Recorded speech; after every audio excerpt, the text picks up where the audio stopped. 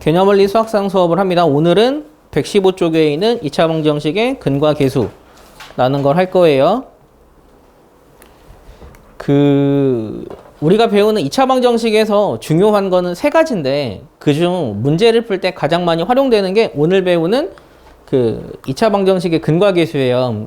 근과 계수라는 건 2차 방정식의 근과 2차 방정식의 계수가 관련이 있다라는 거거든요. 그러면은 이게 언제 어떤 상황에서 사용되는지는 일단 이거 제가 설명을 하고 좀 이따 좀 차후에 설명을 할게요. 여기서부터는 문제 푸는 게 중학교에서 배우는 2차 방정식이랑 패턴이 좀 다릅니다. 중학교에서 배우는 2차 방정식은 만약 우리가 근이 주어져 있을 때는 근을 대입해서 풀었다면 여기에서는 그런 게 아니라 직관적으로 딱 보자마자 이건 이거니까 이렇게 풀자라는 거를 여러분이 만들어낼 수 있냐 없냐가 여기서 배우는 가장 중요한 내용이라고 생각하면 돼요. 자, 일단 우리가 배우는 2차 방정식의 근과 계수는 어떠한 2차 방정식이 있어요. 그 2차 방정식의 두 근을 알파와 베타라 할게요. 알파, 그러니까 이거는 그리스어 알파벳 A야. 그리고 베타, 그리스어 알파벳 B야. 그 다음이 뭔지 알아? 알파, 베타 다음에? 그 다음에 사용되는 거는 감마, 델타다.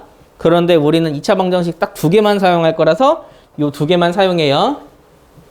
그러면 제일 끝이 뭔지는 아니? 그리스 알파벳의 제일 끝에 있는 거? 오메가야, 맞아. 제일 끝에 있는 건 오메가거든? 오메가는 약간 W처럼 생겼어. 그래서 앞에서부터 사용되는 게 실근의 이름은 앞에서부터 이름을 붙이고 나중에 우리 허근도 배우거든. 허근. 어떠한 허근? 그 친구는 오메가라 이름을 붙인다. 그래서 이름을 붙일 때는 이런 식으로 이름을 붙여요. 이렇게 진행이 될 때 이 두 실근의 합은 마이너스 A분의 B야. 두 실근의 곱은 A분의 C야. 우리가 곱셈 공식 인수분해에서 사용했듯이 여기서 말하는 ABC는 포지션을 의미합니다. ABC로 외우는 게 아니라 마이너스 최고차 계수분의 X의 계수, 최고차 계수분의 상수항 이런 식으로 생각을 해야 돼. 그래서 얘네들은 포지션의 관점으로 외워야 여러분이 조금 더 복잡하게 될 때 이거를 활용할 수 있습니다. 요 두 가지 확실하게 외워야 되는데 자, 누군가가 이거를 증명해 주세요 라고 하면 여러분은 어떻게 증명할래요? 어떻게 찾을 것 같아요? 직접 계산. 인수분해서. 그치? 인수분해로 하는 것도 좋은 방법이에요. 우리가 만약에 얘네 둘이 두 실근을 갖는다라고 하면 우리가 구하는 식은 이렇게 인수분해 된다는 이야기야. 그런데 구색을 맞춰주기 위해서 최고차 계수가 A라서 A를 딱 붙여줘야만 우리가 얘네들을 비교할 수 있거든? 이 상태로 얘를 전개하잖아? 그러면 X제곱 마이너스 둘 합 X 둘 곱는 되고 다시 전개하잖아? AX제곱 마이너스 A의 알파 플러스 베타 X 더하기 A의 알파 베타는 0이거든. 그런데 여기서 이렇게 전개한 이 식은 처음에 이름 붙인 이 식이랑 같거든. 그러면 여기까지는 똑같으니까 굳이 사용할 건 없어. 얘가 B래. 그래서 마이너스 A의 알파 플러스 베타가 B니까 이거를 마 A로 나눠서 나온 공식이 저 공식이 되는 거예요. 그 다음 여기서부터 나온 애가 C래. 그래서 A의 알파 베타가 C라서 알파 베타는 A분의 C가 되는 거예요. 이렇게 증명이 가능하다. 또 다른 방법으로 찾고 싶은 친구들은 또 다른 방법도 있을 수 있는데 어떤 방법 사용할까? 또 다른 방법은 근의 공식이야. 우리가 근의 공식으로 저 해를 구하면 짝수 아니야? 어떻게 되지? 2a분의 마 b 뿔마 루트 b의 제곱 마이너스 4ac잖아. 그러면 여기서 플러스인 걸 알파, 마이너스인 걸 베타처럼 보는 거지. 그러면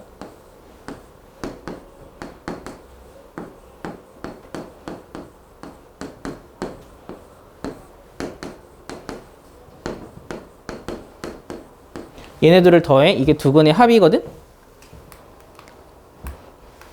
얘네들 더한 게 두 근의 합이거든? 두 근의 합이 그러면 마이너스 a분의 b가 돼. 루트가 사라지거든. 그래서 2a분의 마이너스 2b라서 이렇게 계산이 되는 거예요.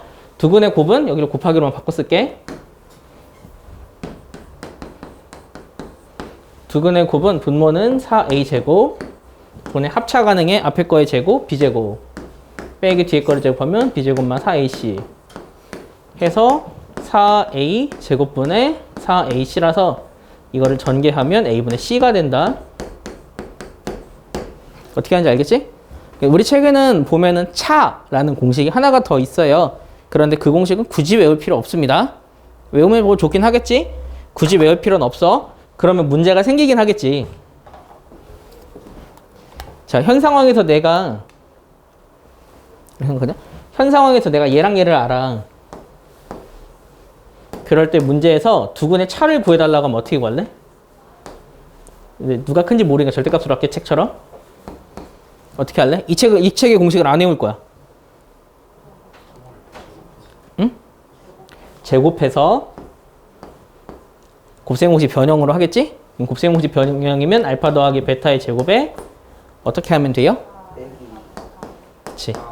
4알파 베타를 하면 되지? 여기에다가 루트를 씌우면 되는 거예요. 알겠죠? 그래서 우리는 차 공식은 굳이 외우지 말고 딱 요 정도만 사용을 합시다. 증명하는 과정도 여러분이 이해를 했으면 좋겠어요. 이렇게 우리는 2차 방정식에서 사용할 수 있는 세 가지를 배웠어요. 우리가 2차 방정식에서 중요하게 여길 건 방금 했던 근과계수, 그 다음 두 번째는 판별식, 세 번째는 근의 공식이다.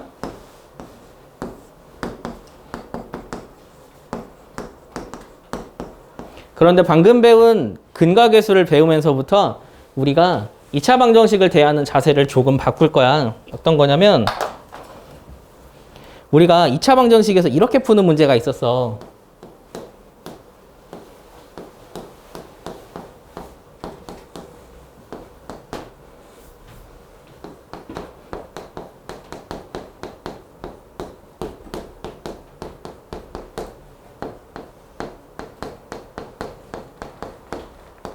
이런 문제가 있었어. x제곱 마이너스 ax 플러스 4는 0에 한 근이 1일 때 다른 근은 얼마야 구하는 문제거든. 우리 이런 거 어떻게 풀었더라? 그렇지. x 1 집어넣었지. 그런데 고등학교 과정을 배우면서부터는 여러분 이렇게 생각해.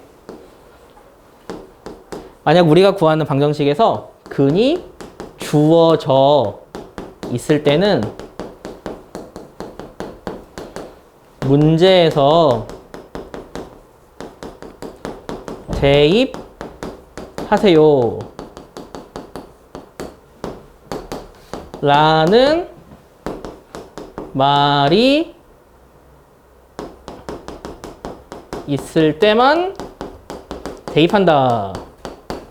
이게 좀 문제를 구하는 키 중에 하나다. 우리가 방정식의 해를 구할 때 중학교 과정 중에서는 대입하면 쉽게 풀렸어. 그래서 우리는 대입해서 풀었단 말이야. 그런데 이제는 고등학교 과정에서는 여러분이 그거는 조금 늦어. 그거보다 좀 더 빨리 할 수 있는 방법은 대입하지 않고 근과계수를 활용하는 방법이야. 자, 근과계수를 활용하면 해볼까? 한 근이 1이야. 근데 이거 보면 두 근의 곱이 얼마야? 4지. 그럼 다른 근은 얼마일까?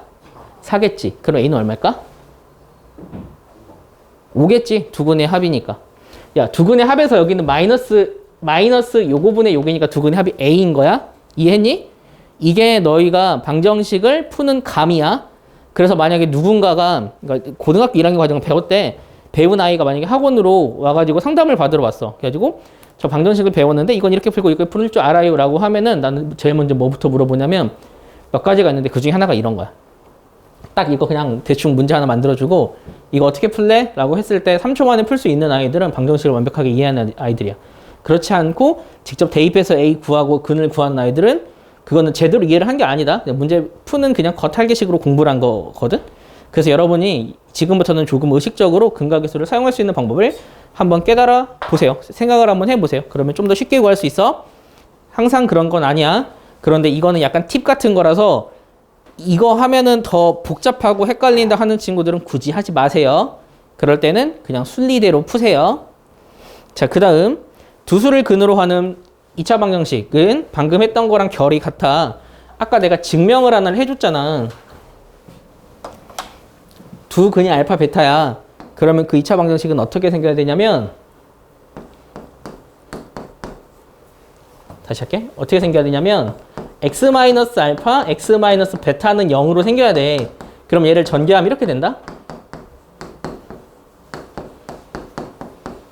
여기 원래 알파 베타는 괄호를 할 필요가 없는데 그냥 했다. 그리고 나서 문제에서 뭐 최고차 계수에 대한 언급이 있을 수는 있죠. 그 최고차 계수에 대한 언급이 있을 때는 식을 세우고 처음부터 끝까지 괄호 치고 최고차 계수를 곱해주는 거야. 그런데 여기서는 어차피 이게 약분 가능하니까 굳이 신경 쓰진 않을게. 이렇게 우리는 두 근을 알고 있잖아? 그러면 방정식도 세울 수 있거든? 이 방정식을 세울 때도 여러분은 말로 외울 거야. 왜냐면 알파 뿔 베타로 외우잖아. 문제에서 만약에 알파 제곱이랑 베타 제곱, 뭐 알파 세제곱이랑 베타 세제곱처럼 조금만 복잡하게 하면은 아예 적용을 못 시키는 아이들이 많기 때문에 우리 이걸 어떻게 배울 거냐면 내가 만약 두 근을 알고 있을 때 방정식을 세우는 방법, x제곱 마이너스 두 근의 합 x 더하기 두 근의 곱은 0. 딱 이런 식으로 식 세우는 걸 연습을 합시다. 포지션을 외워야 된다고 x제곱 마이너스 두 근의 합 x 더하기 두 근의 곱은 0. 알파벳으로 외우면 여러분이 응용하기가 조금 어렵습니다. 그러면 우리는 두 근을 알고 있을 때 방정식도 작성할 수 있으니 두 근을 알고 있을 때뿐만 아니라 두 근의 합을 알고 있을 때도 방정식을 작성할 수 있으니 여러분이 이걸 사용할 수 있어요. 자, 다음 페이지 한번 볼까? 다음 페이지를 보면은 2차식의 인수분해라고 나오는 게 있는데 이거는 예전에 그 복소수기 연습 문제에서 비슷한 걸 한번 풀어준 적이 있어요. 내가 x제곱 마이너스 4x 뿔 1은 0 이거를 인수분해 하고 싶어. 인수분해를 문제에서는 보통 어떻게 하냐면 실수의 범위에서 인수분해 해주세요라고 이야기를 하는 거야. 그런데 우리가 보기에 인수분해가 안 되잖아. 인수분해가 안 되는 애를 어떻게 인수분해를 할까? 그치? 그렇게 해서 생각해낸 것 중에 하나가 어떤 거냐? 이 친구의 두 근을 구하는 거야. 그래서 여기를 x 첫 번째 근, x 두 번째 근은 0 이렇게 식을 세우는 거지. 이게 실수의 범위에서 인수분해 하는 거거든. 자, 실수의 범위에서라고 내가 이름을 붙인 이유는 뭐냐면 이거를 직접 근해 공식을 한번 써볼까? x는 a분의 마이너스 b 프라임 2뿔마 루트 b 프라임의 제곱 4 마 ac 3이지. 2뿔마 루트 3이야. 그러면 우리는 두 근이 이거니까 얘를 인수분해 한 결과는 어떻게 적을 수 있냐면 x 빼기 첫 번째 근 x 빼기 두 번째 근은 0 이렇게 인수분해를 할 수 있다는 거야. 그런데 실수의 범위에서라고 하는 건 개수가 무리수인 것까지는 인정이란 뜻이야. 그래서 이걸 실수의 범위라고 해. 그런데 만약에 복소수의 범위라고 더 확장해주는 경우가 있어요. 이 복소수의 범위는 뭘 말하냐면 식을 좀 달리 해야 돼. 그러면 이렇게 판별식이 0보다 작은 것들 있잖아. 얘를 근해 공식을 쓰면 a분의 마이너스 b 프라임 뿔마 루트 b 프라임의 제곱 마 a라서 이게 3i 되거든. 맞지? 4마 7이니까 3i야. 그러면 얘를 해를 구했으니까 인수분해된 식은 어떻게 적을 수 있냐면 x 첫 번째 근 x 두 번째 근 이렇게 식을 쓸 수 있어. 즉 개수가 허수가 나와. 이게 복소수의 범위에서 인수분해를 한 거예요. 복소수의 범위에서 인수분해를 하면 개수가 허수까지 인정이라고 생각하면 돼. 그런데 우리는 통상적으로 보통 인수분해를 했을 때 뒤에 있는 게 분수인 것도 잘 사용하진 않았어. 우리는 그냥 통상적으로 정수의 범위에서 인수분해를 했던 건데 만약 어떠한 식을 이렇게 더 확장한 범위에서 인수분해 해주세요라고 할 때는 근해 공식을 이용해서 인수분해 할 수도 있어야 해. 그런데 주의사항이 몇 가지가 좀 있어요.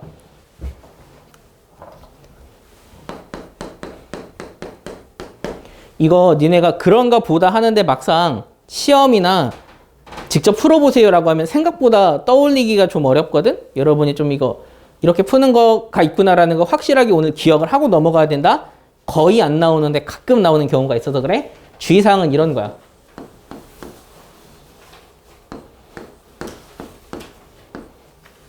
잠깐만. 어차피 해도 되는구나. 7 할게. 5만 해도 되겠다. 이런 아이가 있어. 이런 아이를 복소수의 범위에서 인수분해 해주세요라고 하는 경우 인수분해 한번 해볼까? 그러려면 우리는 근해 공식을 이용해서 근을 구해야 돼. x는 a분의 마이너스 b 프라임 2야. 뿔마 루트 b 프라임의 제곱 4야. 마 ac 하면 10이거든. 그래서 마 7 나와서 7i가 된다. 그러면 우리가 이런 걸 어떻게 적냐면 x 빼기 첫 번째 근 이거 굳이 분수를 나눌 필요가 없다. 그런데 아까랑 패턴 다른 거 알지? 원래 얘를 2x 빼기 2뿔 루트 3i 해서 원래 이렇게 적어야 되는데 내가 이 괄호를 뺐다. 주의해. 그런데 여기서는 그렇게 하면 헷갈릴 것 같아서 그냥 아싸리 이거 하나의 분수를 앞에 마이너스를 붙여서 적는 거야.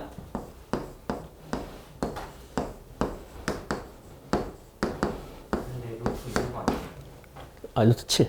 7 아니냐? 6이구나. 이렇게 되는 거지. 그런데 이렇게 적으면 틀리다. 왜 틀리게? 이걸 니네가 알아야 해. 주의사항은 이거야. 틀리다고 하는 거는 전후를 비교하면 되지. 왼쪽 문제랑 이 문제의 차이는 뭐야? 최고차 계수의 유무야. 최고차 계수가 있다 없다.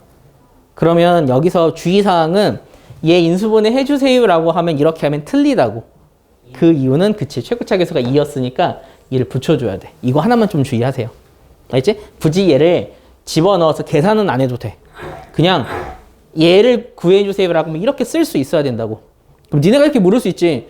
이거 어차피 그 2로 약분해서 하면은 이거 없는 거나 다름없지 않아요. 그 말도 맞아. 근데 문제에서 근데 이걸 인수분해 하세요라고 하면은 얘를 그대로 적어줘야 돼. 그래서 그거 한두 개만 좀 주의를 하면 여러분이 그 이후 내용은 충분히 할 수 있기 때문에 이렇게 계산하는 것만 좀 차분하게 좀 해보세요.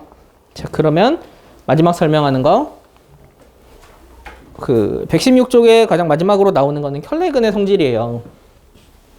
그런데 이것도 여러분이 꼼꼼히 안 보고 그냥 감으로 풀어버리면 조금 헷갈릴 수 있어서 여기서 나오는 내용은 설명 잘 듣고 책 정독해 보세요. 의미하는 게 있기 때문에 첫 번째 혈내근의 성질 그 식을 이거라고 했을 때야. 여기에서 만약 A, B, C가 유리수야. 모든 개수가 유리수야. 모든 개수가 유리수일 때 만약 한 근이 P 더하기 루트 Q잖아. 그러니까 모든 개수가 유리수일 때 근이 무리수잖아. 그때만 혈내근을 갖는다. 모든 개수가 유리수일 때 그 무리수 근은 혈내근을 갖는다. 한 근이 P뿔 루트 Q면 다른 근은 P마 루트 Q야. 혈내근이 뭔지 기억나나요? 그 혈내근의 유무가 생기는 건 우리가 근의 공식을 사용하면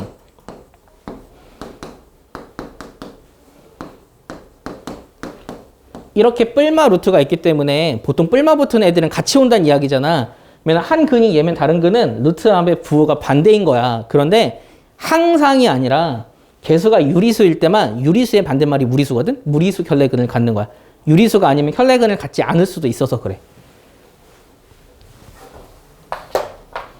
이런 얘기야. 만약에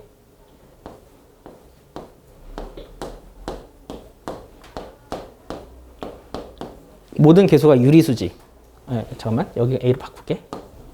모든 개수가 유리수지. 근데 여기서 내가 A는 유리수라고 했어.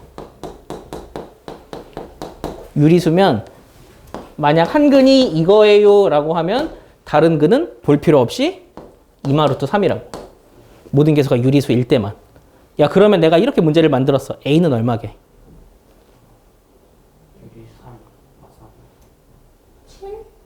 7 아닌데? 1이지. 근각계수로 푸는 거지. 그래서 우리가 여기에서 근각계수까지 한 번 더 집어넣으면 계산하기 좀 쉬워진다. 모든 개수가 유리수일 때만 그렇대. 유리수가 아니면 왜 안 되냐면 뭐가 있을까?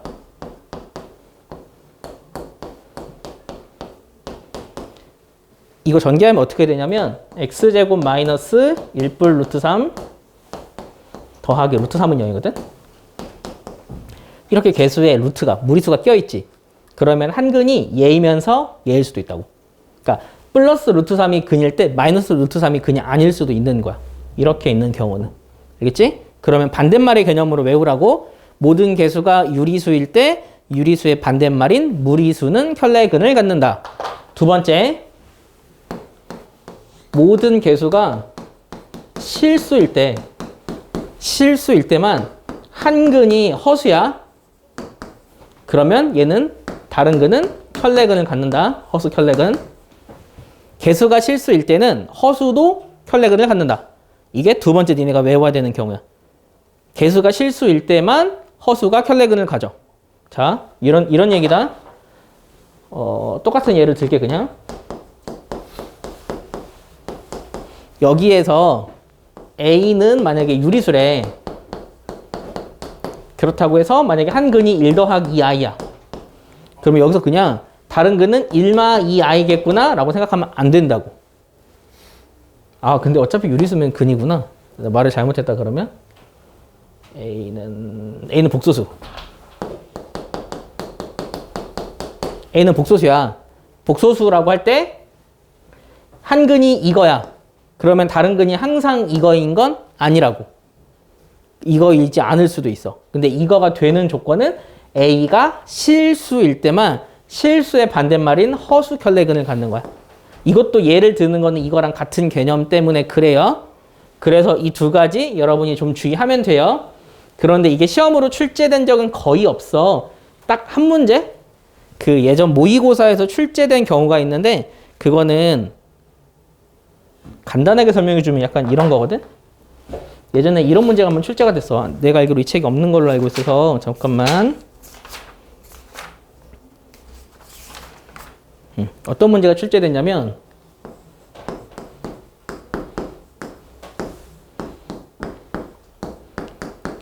잠깐 이렇게 했더니 식을 이렇게 준 거야. 이렇게 주고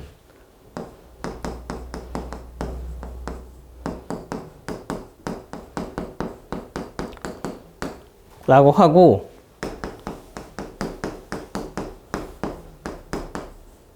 이건 내 정확히 기억이 안 나서 1뿔, 2뿔 루트 3이라고 했어. 그럴 때 뭐 구하는 문제였냐면 다른 근이었나? 아니다. 두 근의 합이었나?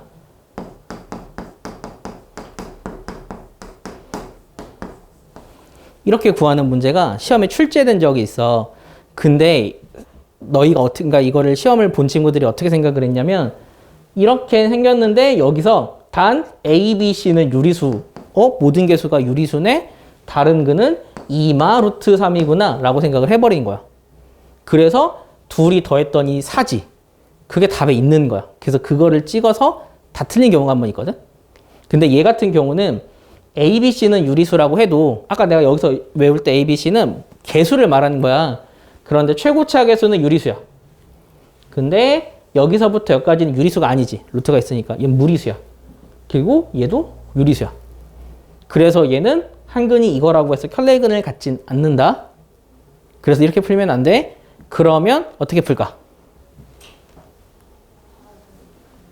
응?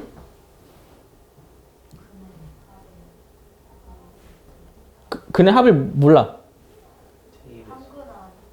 한 근 안다고 근의 합을 구하는 거. 다른 근을 모른다니까?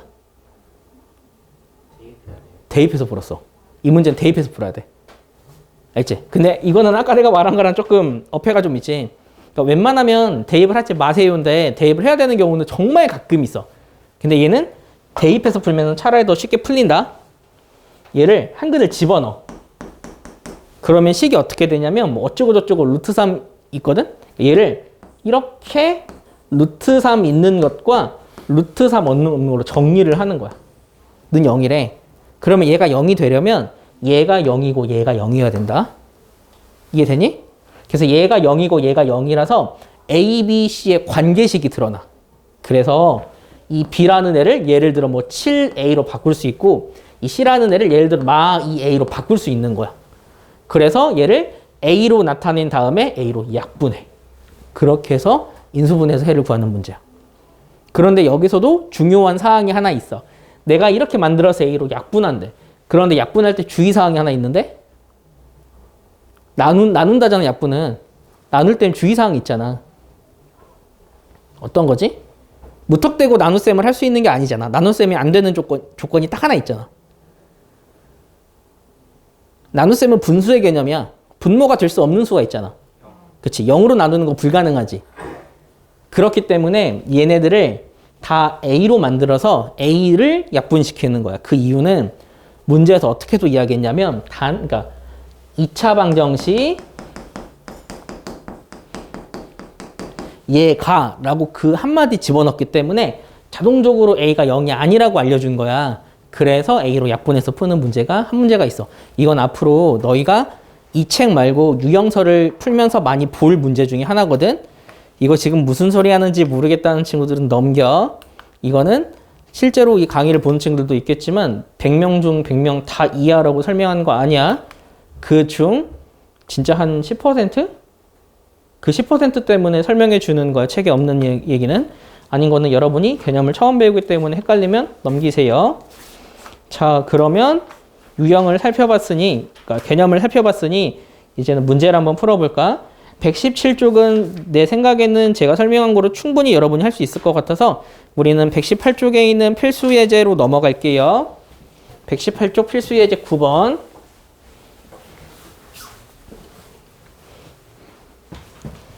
여기서부터는 여러분이 어느 정도 눈치를 채는 게 중요해.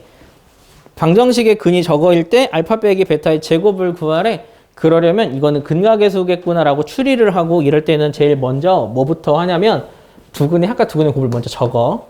두근의 합은?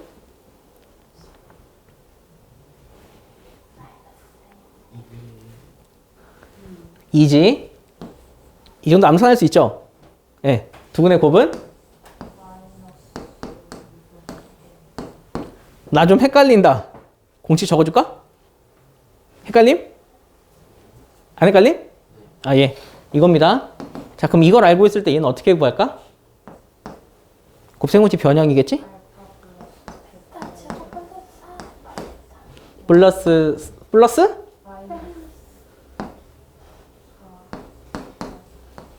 이거 집어넣어서 계산만 하면 되죠?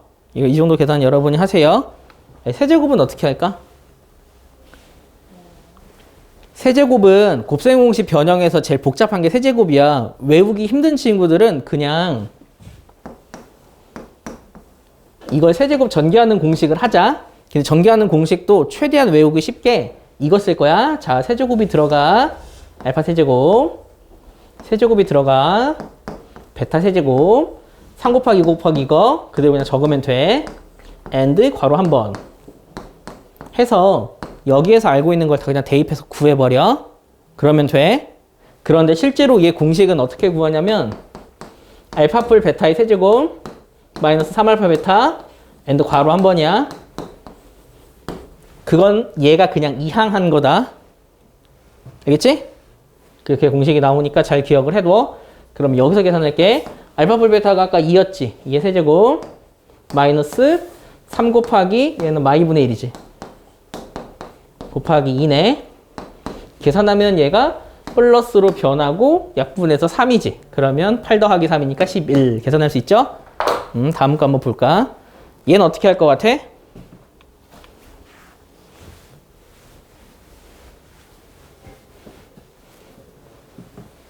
얘는 어떻게 할래?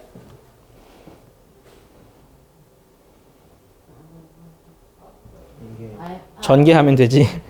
전개하면 돼? 전개하면 어떻게 돼? 마이너스로 묶고 괄호 열고 알파 더하기 베타 그 다음 그렇지. 이것만 계산하면 되겠지. 계산할 수 있으니까 넘어갈게. 얘는 어떻게 할 것 같아?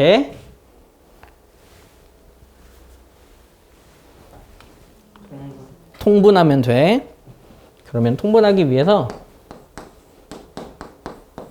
공통분모는 얘가 되지. 그 말은 여기다가 베타 뿌리를 여기다가 알파 뿌리를 곱했다는 이야기예요. 그래서 얘는 아까 위에서 구했지. 그래서 전개해. 다 적을게 그냥. 아까 구한 거 마이너스였구나. 얘는 전개하면 어떻게 되냐면 알파 베타가 2개. 알파 뿔 베타지? 이렇게 최대한 식을 적어두고 대입하세요. 대입할 때 실수하지 마. 여기서는 분수가 좀 자주 나와서 여러분이 좀 실수할 가능성이 좀 있습니다. 다음 유형 한번 볼까요? 다음 유형은 119쪽에 있는 필수예제 12예요. 여기 진짜 실수 안 하도록 주의하세요.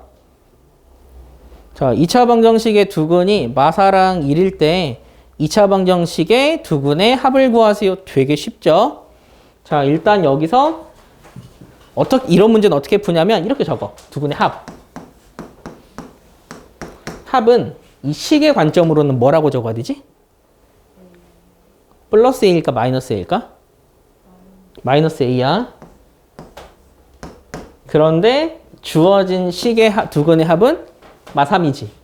이런 식으로 적어. 그래야 니네가 실수를 안 한다. 그러니까 여기는 식, 주어진 해. 그 관점으로 적고 해야 부호 실수를 안 한다고. 곱은 식에서 보면 B지. 근데 둘이 곱하면 마4지. 그래서 B는 마4 되는 거야. 자, 구했네. 여기서 합 구할까? 얘는 공식으로 일단 적어볼까? 마이너스 A분의 A 뿔 B지. 이것만 우리가 알고 있는 거 대입해서 구하면 되겠지? 3분의 둘 다 하면 마일이야. 뿔 3분의 1.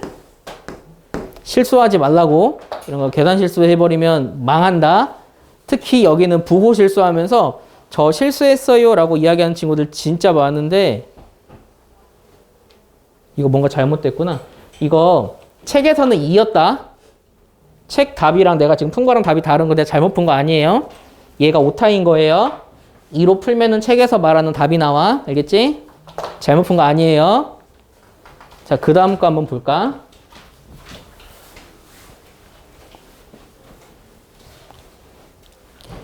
이런 거는 처음부터 보자마자 어떻게 풀지 감이 안 잡혀. 이런 건 어떻게 푸냐면 문제 똑같지?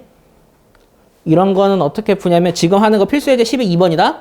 어떻게 푸냐면 감이 안 잡히니까 그냥 여기서 근각계수를 먼저 쓰세요. 적어 놓고 고민하는 문제야 이거는. 적어볼까? 그런데 여기서 실수하는 건 딱 항상 정해져 있다. A랑 알파를 헷갈리는 친구들이 많아. 진짜 약간 우버한다 싶을 정도로 다르게 적는 걸 연습을 좀 해요. 자, 일단 첫 번째 식에서 식을 하나 세울까? 두근의 합은 A죠. 두근의 곱은 B야. 이거 식 두 개 세웠어. 자, 여기서 식을 세울 거야. 여기 좀 복잡해. 여기에 두근이 얘지. 그럼 여기서 두근의 합은 뭐를 의미하냐면 얘랑 얘를 더한 게 두근의 합이다. 그럼 그거는 A 뿔 1이지. 이해되고 있니? 자, 그러면 여기서 두근의 곱은 얘네들 곱한 거야. 여기는 대신 괄호 이용해서 나타내세요. 둘이 곱해. 그렇게 된 게 여기서 2지. 이렇게 식 4개 적어놓고 여기서부터 고민하는 거야. 자, 너 이거 어떻게 풀지 궁금하네. 뭔가 실마리가 보이나요? 뭐가 보이나요? 뭘 구할 수 있죠? 그걸 한번 구해볼까요?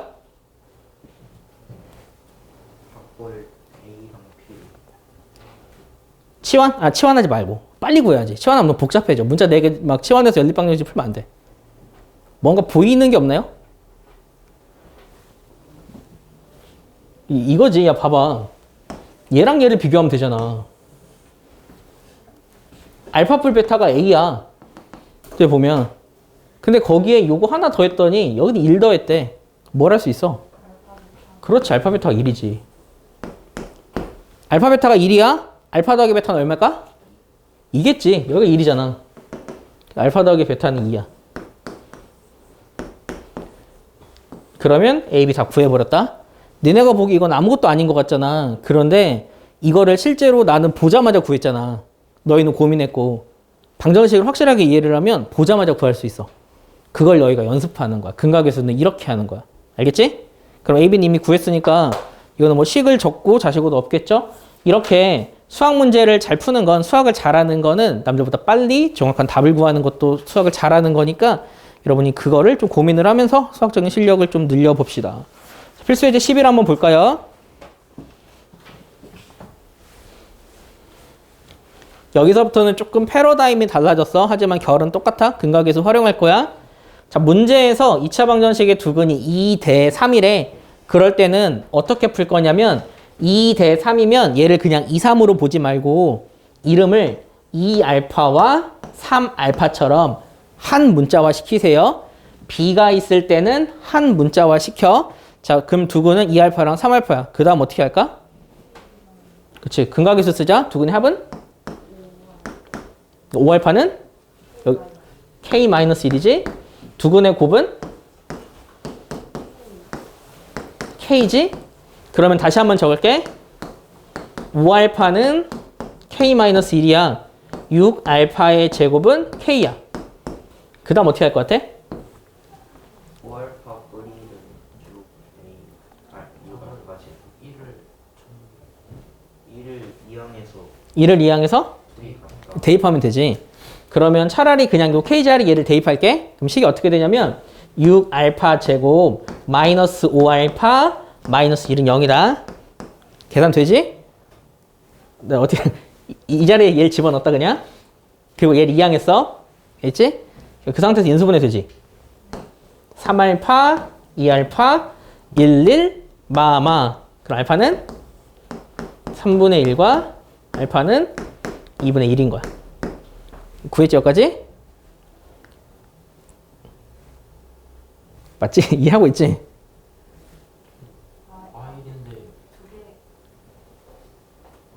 아, 뭐하구나. 이게 아니야, 그러면. 6하고 1 그러네. 6알파랑 알파. 여기가 마구 뿌리지. 그러면 알파는 마 6분의 1. 알파는 1이야. 자, 알파가 마 6분의 1이야. 그러면 그거를 여기다 집어넣으면 K가 나오겠지. 그럼 K가 얼마게? 그렇지. 알파가 1이야. 그때 K는 얼마야? 6이지. 이렇게 두 개 구하는 문제. 알겠죠? 다음 문제 한번 볼까? 다음 문제. 두근의 차가 2야. 얘도 방금과 같은 방법으로 근을 세팅할 거야. 어떻게 세팅할까? 얘는 푸는 방법이 두 종류가 있다. 첫 번째는 방금 내가 말했듯이 세팅하라고. 하나를 알파 뿔 2로 둬버려. 이 차이 나게. 상관없어. 누가 큰지 작은지 어차피 의미 없잖아. 마지막에 다 구하고 적기만 하면 되니까. 이렇게 하면 어떻게 하냐면 두근의 합을 먼저 쓰는 거지. 즉 2알파 뿔이는 이 식에서는 뭐지? 9분의 2K지. 곱은? 그렇지. 9분의 K-5지. 그렇게 식을 두 개를 세웠잖아요. 여기에서 어떻게 풀 거냐면 K를 소구하는 게 낫겠지. 여기서 이 식을 변형해. 그러면은 양변에 2로 나눠. 그 다음에 9를 곱하면 9알파 뿔 9거든? 그게 K야. 2로 나눈 다음에 9를 곱했다. 그래서 이 K 자리에 얘를 집어넣는 거지. 그렇게 하면은 알파에 대한 2차식 나오지. 그렇게 해서 알파를 구하면 되는데 이건 좋지 않구나. 이건 좋지 않아. 왜냐면 우리가 구하는 게 알파가 아니라 K지. K를 구하니까 이렇게 풀지 말고 차라리 알파를 소구하는 게 나아. 2로 나눠. 알파 플러스 1은 9분의 1 K다. 그러면 알파는 9분의 1 K 마 1이야. 이게 지금 분수라서 망했네 할 수는 있어. 그래도 차라리 얘로 풀어. 그래 한 번에 알파를 집어넣어서 한 번에 K를 구할 수 있기 때문에 이렇게 해서 연립해서 구하는 방법. 이게 첫 번째 방법이야. 계산 한번 해볼까? 그러면 알파 자리 집어넣으면 얘가 9분의 1 K 마 1이야. 근데 알파에다 2를 더했지. 9분의 1 K 뿔 1이야. 그 다음에 이게 9분의 1에 K 뿔 K 마 5야. 이 상태에서 어떻게 할 것 같아? 합쳐하면 되겠지? 81분의 1 K 제곱 마 1은 9분의 1 K 마 9분의 5다. 그러면 이항시켜. 81분의 1 K 제곱 마 9분의 1 K 마 9분의 4는 0이야. 그 상태에서 양변에 81을 곱해. 그러면 K 제곱 마이너스 9K 마 94 36은 0. 그러면 인수분해가 되니? 마 10이랑 3. 이렇게 인수분해해서 K를 구하면 돼. 아, 복잡하네. 이 첫 번째 방법이야. 두 번째 방법. 두 번째 방법은 뭐일 것 같아? 두근의 차면 뭐 활용할 수 있는 거 뭐 없을까? 곱셈 공식도 되겠지? 여기서 말하는 곱셈 공식은 두근의 차가 있잖아. 그러니까 알파 빼기 베타의 제곱이 2야. 알파 빼기 베타가 2야. 그럼 알파 빼기 베타는 알파 빼 베타의 제곱마 4알파 베타죠. 이거 활용하는 게 더 쉬울 수도 있어. 그럼 여기서 알파마 베타가 2니까 4는 두근의 합은 9분의 2k의 제곱, 두근의 곱은 4 곱하기 9분의 k마 5다. 이걸로 구하면 또 구해진다. 이거는 문제가 복잡한 거지 이 유형이 복잡한 건 아니에요. 여러분이 알아서 유효 적절하게 한번 해보세요. 그래서 이제 12는 방정식을 세팅하는 문제거든. 2차 방정식을 한번 세팅을 한번 해볼게. 얘네들을 세팅할 때는 니네 주의해야 돼. 아까도 말했지만 여기서 일단 이거의 두근이 얘거든? 그걸 이용해서 식을 먼저 세워. 알파 더하기 베타는? 알파 베타는? 그렇지. 얘는 먼저 적어두고 들어갈 거야. 그 다음은 어떻게 하냐면 얘네들을 두근으로 하는 식을 어떻게 그냥 하냐. 그냥 식을 이렇게 세우는 거야. x제곱 마이너스 두근의 합. 두근의 합이 그냥 이건 거야. 두근의 합 x 더하기 두근의 곱은 0 이건 거야. 그런데 최고차 계수가 2라 그랬지. 2. 우리가 구할 건 이거라고 생각하면 돼. 근데 이거 쓰기가 복잡하면 처음부터 쓰지 말고 그냥 합 곱을 나눠서 적어도 돼. 합을 한번 구해볼까? 여기서 합은 이거거든? 이 값은 어떻게 구할 것 같아요? 그치. 통분하면 되죠? 그럼 이게 계산하면 얼마지? 마 2분의 1이지? 두근의 곱은 이미 알고 있지. 2분의 1이지. 그럼 식은 2 괄호 x제곱 마이너스 두근의 합이니까 플러스 2분의 1이야. 두근의 곱은 알파분의 1이니까 2분의 1이야. 해서 한 번만 전개해주면 된다. 이런 식으로 포지션으로 외워야 여러분이 헷갈리지 않습니다. 얘는 어떻게 할까? 패턴이 똑같겠지? 그러면 얘는 포지션으로 한번 얘는 따로따로 한번 적어볼까? 자, 합을 먼저. 합은 알파 제곱에 베타 제곱에 2 뺀 거야. 그러면 이 값은 어떻게 구하게? 그렇지. 곱셈공식 변형이죠. 알파 더하기 베타의 제곱 2알파 베타. 그래서 2 빼면 돼. 아까 그 정해진 값이 있으니까 그걸로 계산하면 되겠지?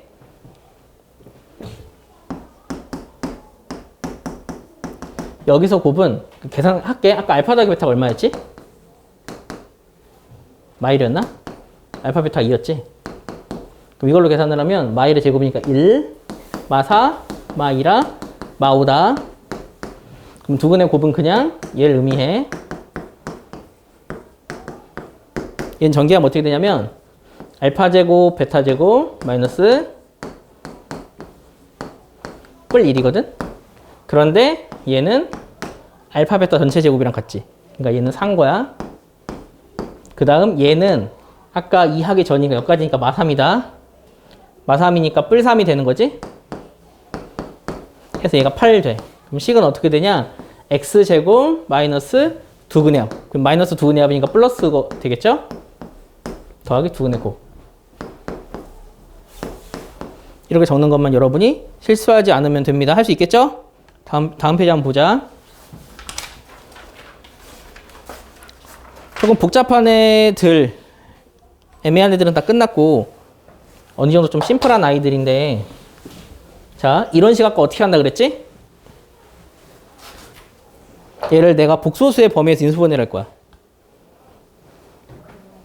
근해 공식을 써서 x 빼기 첫 번째 근, x 빼기 두 번째 근 하면 돼. 이거는 아까 했으니까 넘어갈게. 얘를 한번 해볼까? 얘는 어떻게 한다고? 얘는 어디서 주의해야 돼? 그치. 맨 마지막에 최고 차계수 2만 곱해주면 된다. 그것만 하면 돼. 이건 어차피 아까 설명했으니까 그냥 넘어갈게. 자, 그 다음 발전 예제 14 한번 볼까? 이게 좀 잘 안 써 있어서 발전 예제 14가 어떤 문제냐면 fx는 0인데 자, fx는 0의 두근의 합이 6이야. 잠깐만.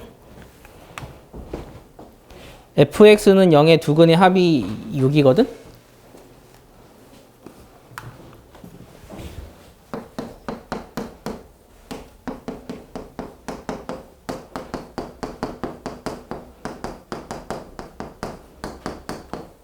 그럴 때 우리가 지금 뭘 구해야 되냐면 14구나. f 5x 마 7은 0 요거의 두 근을 구해야 한다. 이걸 구하는 방법을 설명을 해줄게. 자, 이게 생각보다 이해하기가 쉽지 않거든? 이거를 설명할 때 내가 가장 많이 사용하는 방법 중에 하나가 이런 방법을 사용해. 여기에 자판기가 있어.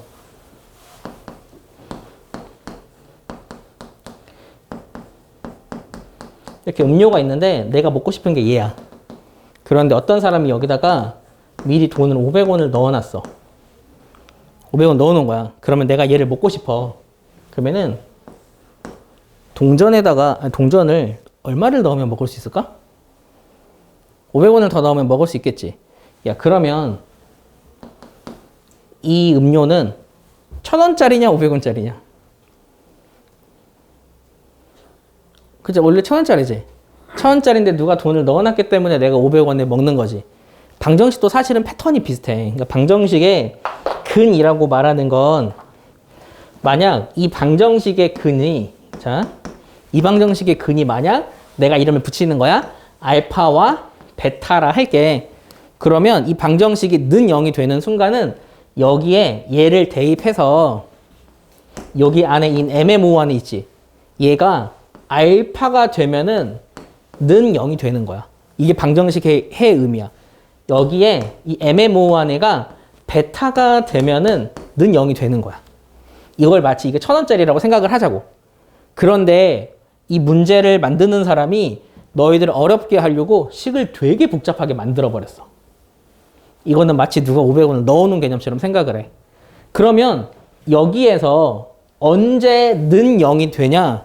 언제 는 0이 되냐면 는 0이 되는 건 그냥 요거 보이 요거. 요 안에 있는 애가 알파면 는 0이 되고 요 안에 있는 애가 베타면 0이 되는 거야. 그래서 이 식의 해는 어떤 애냐면 여기에다가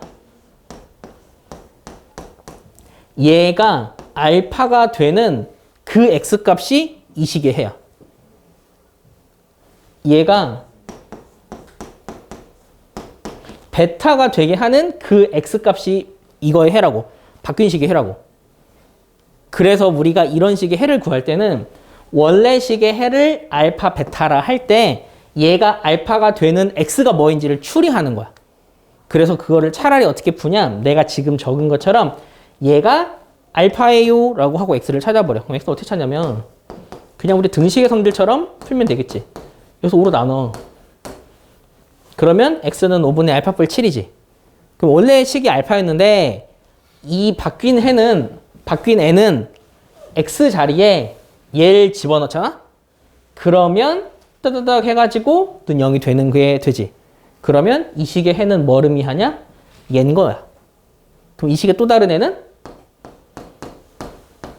얘가 되는 거지. 응. 이게 이 식의 문제 푸는 방법이다. 이 식 문제 푸는 방법.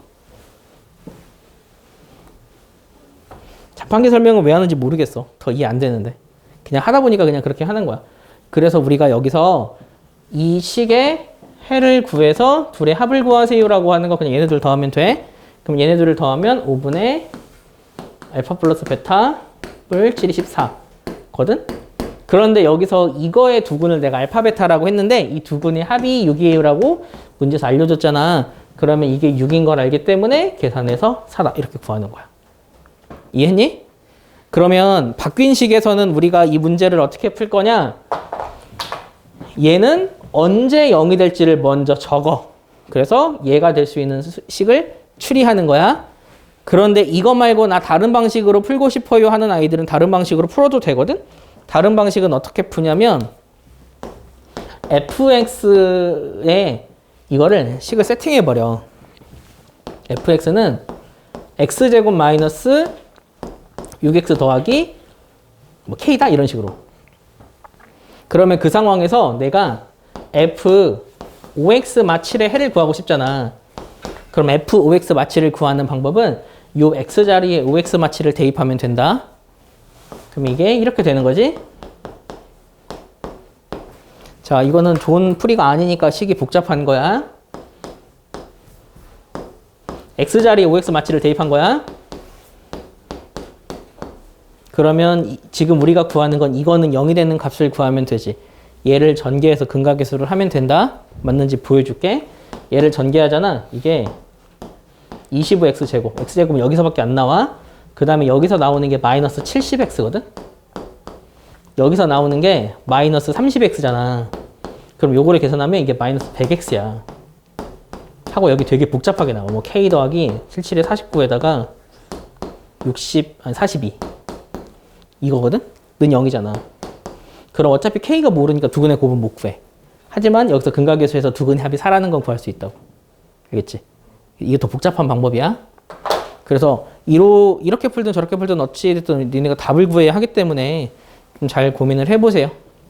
내가 처음에 설명한 방법이 이게 차라리 더 수학적이고 더 좋은 방법이야. 그런데 니네가 이해하기 어려울 수 있거든? 자, 이제 마지막 문제. 필수예제 14번이야. 아닌데? 필수예제 15번이야.